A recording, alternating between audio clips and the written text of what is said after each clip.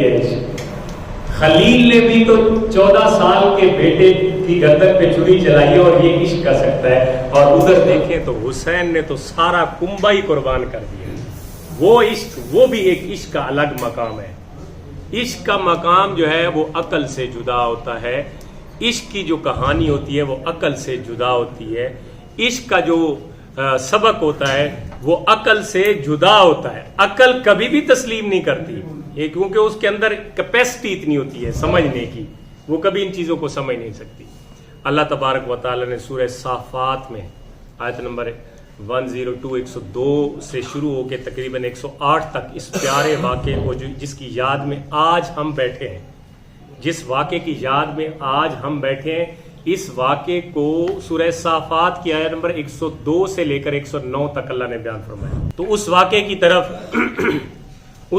کی طرف قرآن پاک کی اس سورہ میں اشارہ کیا گیا. فلما بلغ معه السعي قال يا بني إني أرى في المنام أني أذبحك فانظر ماذا ترى.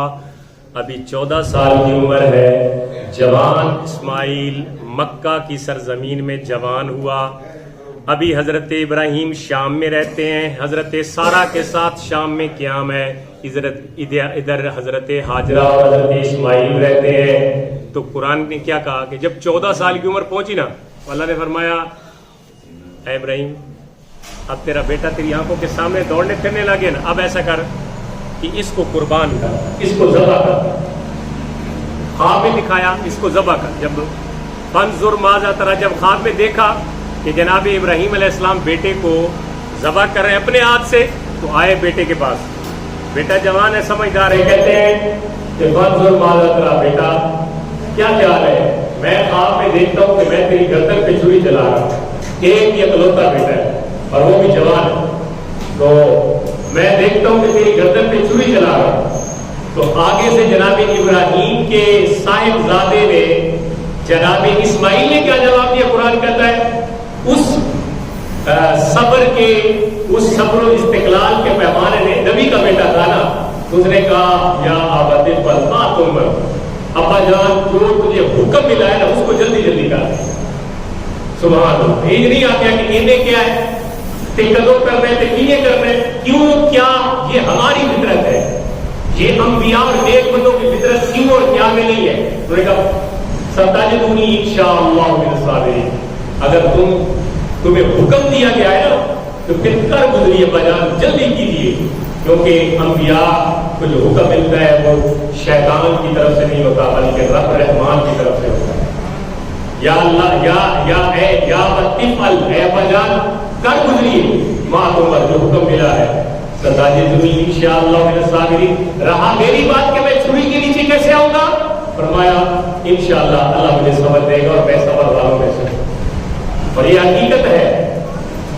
فلما اسلما وتلہ للجبین, جب دونوں مان گئے, فلما اسلما سر تسلیم خام کر لیا, برات کا حکم کو ماننا ہے, وتلہ للجبین. اب بات آگے شروع ہوتی ہے. جب دونوں حکم باپ بیٹا مان گئے نا, اللہ کے حکم میں قربان ہو رہا ہے, تو بیٹے نے کہا بجان ایک عرض کروں, یہ میری تجریب ہے کہ جانور کو تو گردن پہلی طرف کر کے لٹاتے ہیں, گردن پہ چھری چلانی ہے. ابا جان میں بیٹا ہوں, آپ کا اکلوتا بیٹا ہوں, تو ایسا کریں کہ میری پیشانی اور میری گردن نیچے کرے, میری پیشانی میرا منہ زمین کی طرف کرے, اس لیے کہ کہیں میرے چہرے پہ آپ کی نظر پڑے تو یہ نہ ہو کہ شفقت فطری کی وجہ سے باپ کی محبت غالب آ جائے اور آپ اپنے رب کے ہاں فرمانبرداری سے کہیں کوئی ایک لمحہ مس نہ ہو جائے, لیٹ نہ ہو جائے. اس لیے حکم کیجئے اور میرا سر میری پیشانی زمین کی طرف کیجیے. اب یہ قرآن ہے, مطلب کہانی تو نہیں ہے. فلما اسلما وتلہ للجبین, پیشانی کے بل لٹایا. جناب ابراہیم نے آنکھوں پہ پٹی باندھ لی اور پیشانی کے بل ہاتھ پاؤں باندھ دیے گئے. بیٹا بھی صبر کا پہاڑ, باپ کا بھی امتحان بہت اعلیٰ. جب دونوں تیار ہو گئے, پٹی باندھ لی گئی, ہاتھ میں جناب ابراہیم علیہ السلام نے چھری لے لی, جو تیز دھاریدار آلہ تھا وہ لے لیا. تو جب اپنے بیٹے کی گردن پہ چھری رکھی نا, بنا دینا یا ابراہیم, وہ ادھر سے پکارا اللہ نے, اے ابراہیم ونادیناہ، ہم نے پکارا، اللہ فرماتا ہے ہم نے آواز دی، ہم نے پکارا یا ابراہیم، اے ابراہیم قد صدقت الرؤیا انا کذالک نجزی المحسنین، تو بڑا سچا ہے، تو بڑا خواب سچا کر کے کھایا کہ اسی احسان کرنے والوں کو بڑا اچھا بدلہ دیں گے۔ قد صدقت الرؤیا، آیا خواب سی، جبریل وہی لے کے نہیں آیا، لیکن اللہ فرماتا ہے ابراہیم ستوں آسمانوں کے اوپر آواز آئی، اے یا ابراہیم، اے ابراہیم قد صدقت الرؤیا، تو نے اپنا خواب سچ کر دکھایا، انا کذالک نجزی المحسنین، احسان کرنے والوں کو، بھلائی کرنے والوں کو ہم ایسا ہی بدلہ دیا کرتے ہیں۔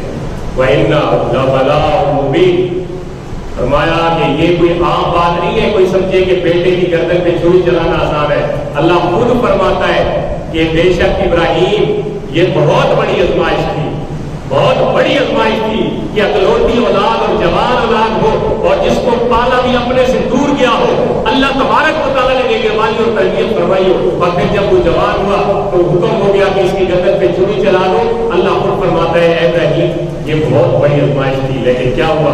وَفَدَيْنَاهُ بِذِبْحٍ عَظِيمٍ، اب یہ ابراہیم تھا، گردن پہ چھری رکھی، نیچے اسماعیل تھے، آنکھوں پہ پٹی تھی، جب گردن پہ چھری چل گئی تو آنکھوں سے پٹی اتاری کہ میں نے اپنی پیاری چیز ذبح کر دی، نیچے دیکھتے ہیں تو کیا ہے؟ جنت سے مینا ذبح پڑا ہے، جنت سے مینا ذبح پڑا ہے۔ دیکھا بے اختیار، میں قریب اسماعیل کو لگایا تھا، اسماعیل سامنے کھڑا ہے، ہنس رہا ہے، مسکرا رہا ہے۔ جبرائیل امین آئے اور انہوں نے اسماعیل کو نکالا، میلے کو چھری کے نیچے دیا، اسماعیل کے ہاتھ پیر کھول دیے، اسماعیل ساتھ کھڑا مسکرا رہا ہے۔ جب پٹی ابراہیم نے نیچے کی تو آپ بے ساختہ کہتے ہیں، نیچے دیکھا تو مینا ذبح پڑا ہے، ادھر دیکھتے ہیں تو لفتے جگر نورے نظر کھڑے ہیں، کہتے ہیں اللہ اکبر اللہ اکبر۔ یہ اس وقت کے الفاظ ہیں جو آج ہم، اللہ تعالیٰ نے حضرت ابراہیم کی فعلی سنت کو بھی جاری رکھا اور قولی سنت کو بھی جاری رکھا۔